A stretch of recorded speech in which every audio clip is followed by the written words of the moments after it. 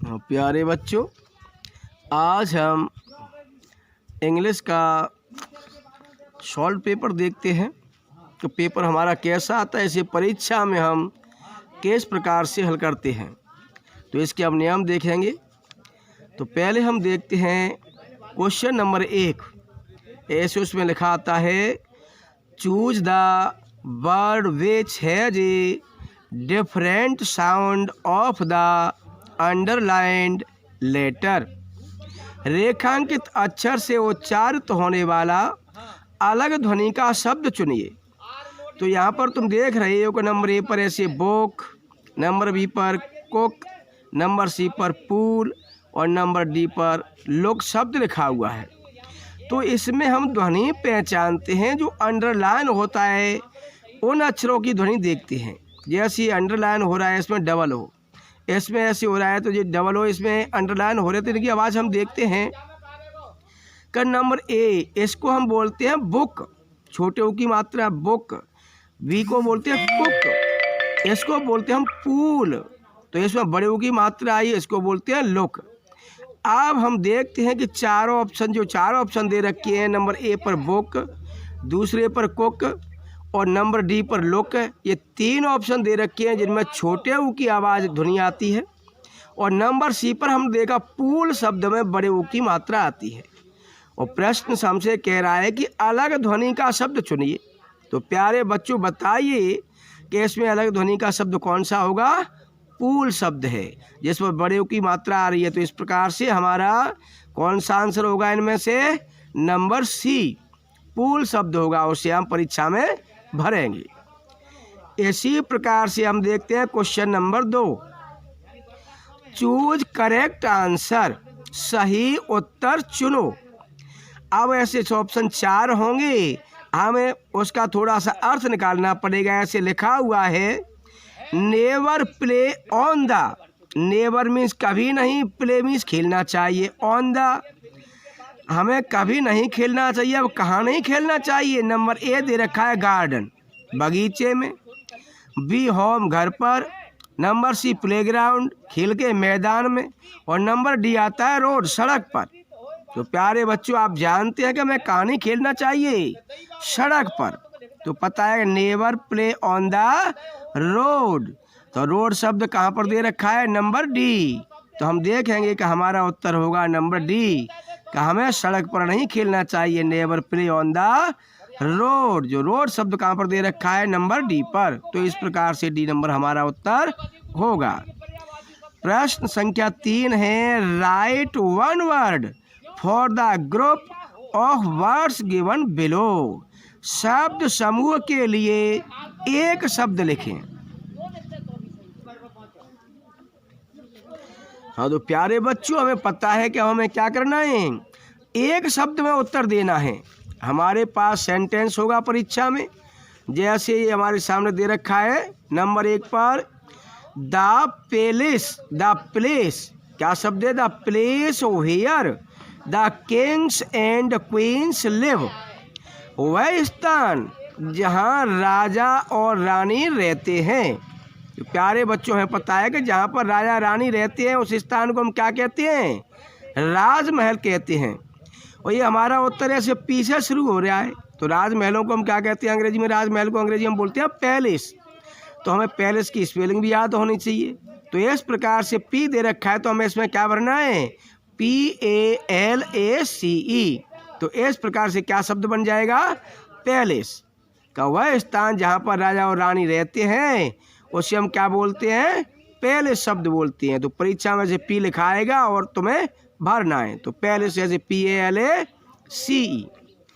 इसी प्रकार से दूसरा नंबर दे रखा है, a person who hunts wild animals. एक व्यक्ति जो जंगली जानवरों की शिकार करता है। एक व्यक्ति जो जंगली जानवरों की शिकार करता है उसे हम क्या कहते हैं हिंदी में? उसे हम बोलते हैं शिकारी। और शिकारी को अंग्रेजी में क्या कहते हैं? तो हमें पता है कि हमारे पास एच शब्द दे रखा है, और शिकारी को हम हंटर कहते हैं। एच से शुरू हो रहा है, तो हंटर की स्पेलिंग क्या होती है? HUNTER, हंटर में शिकारी। तो एस तो दे ही रखा है हमारे पास, हम क्या भर देंगे आगे UNTER। तो इस प्रकार से हमारा शब्द बन जाएगा HUNTER, हंटर। हंटर में शिकारी। तो एक व्यक्ति जो जंगली जानवरों की शिकार करता है उसे हम क्या कहते हैं, हंटर, शिकारी। अब क्वेश्चन नंबर 4 हमारा आता है, right the opposites of the following words. निम्नांकित शब्दों के विलोम शब्द लिखें। अब हमें क्या लिखना है, इनके विलोम शब्द लिखने हैं, अपोजिट्स। तो हमारे लिए नंबर 1 पर दे रखा है जैसे बिग, BIG, बिग। और बिग मीन्स होता है बड़ा। अब बड़ा का क्या होगा हिंदी में, से छोटा। वो हमें उस एस शब्द दे रखा है, तो हमें पता है छोटा किस मीन्स होता है, small means. SMALL, small means छोटा। तो एस शब्द हमारे पास है, हमें क्या लिखना है, और MALL। तो ये बन जाएगा SMALL, स्मॉल। स्मॉल मीन्स छोटा। इसी प्रकार दूसरा दे रखा है हमारे दूसरे नंबर पर स्ट्रॉन्ग, STRONG। और स्ट्रॉन्ग मीन्स होता है मजबूत। तो मजबूत का अपोजिट क्या होगा, कमज़ोर। और कमज़ोर को जानते हम अंग्रेजी में कहते हैं वीक। वो हमारे साथ W शब्द दे रखा है। अब हमें क्या होती है, WEAK शब्द होता है, तो EAK भरना है इसमें, तो वीक बन जाएगा। तो इस प्रकार से स्ट्रॉन्ग का अपोजिट हो जाता है वीक, WEAK। प्रश्न नंबर 5 देखते हैं हम, right gender of the underlined word. रेखांकित शब्द का लिंग बदलकर शब्द लिखें। तो इसमें हमें लिंग परिवर्तन करना है। जैसे हमारा सेंटेंस दे रखा है, देयर आर 20 men and 25। अब जेंडर मैन का होता है वुमेन। अब वुमेन की स्पेलिंग होती है WOMEN। तो इस प्रकार से हम बहुवचन में लिख देंगे WOMEN, इन द रूम। तो इस प्रकार से हमारा sentence, there are 20 men and 25 women in the room। अब हम देखते हैं question number 6, fill in the blanks to make correct words. सही शब्द बनाने के लिए रिक्त स्थानों में वर्तनी लिखो। तो हम देखेंगे इसमें हमें वर्तनी भरनी है, स्पेलिंग। वी शुड वियर ए, आगे रिक्त स्थान, वाइल ड्राइविंग ए स्कूटर। तो वी शुड वियर, हमें पहनना चाहिए। वाइल, जब ड्राइविंग ए स्कूटर, जब हम एक स्कूटर चला रहे हैं तो हमें पहनना चाहिए। अब क्या पहनना चाहिए उसे, उस समय हम जानते हैं कि जब हम स्कूटर चला रहे हैं तो हमें एक हेलमेट पहनना चाहिए। और देखा हमने एक हमारा रिक्त स्थान है, उसमें ए शब्द लिखा हुआ है शुरू में, तो ये हेलमेट भरना है। इसमें हेलमेट की स्पेलिंग होती है HELMET, हेलमेट। इसी प्रकार से दूसरा नंबर हम देखते हैं, there were many animals in the, और जेड से शुरू हो रहा है शब्द, वहाँ देयर वर मैनी एनिमल्स, वह कई जानवर थे। इन द, कहाँ पर कई जानवर होते हैं, चिड़ियाघर में।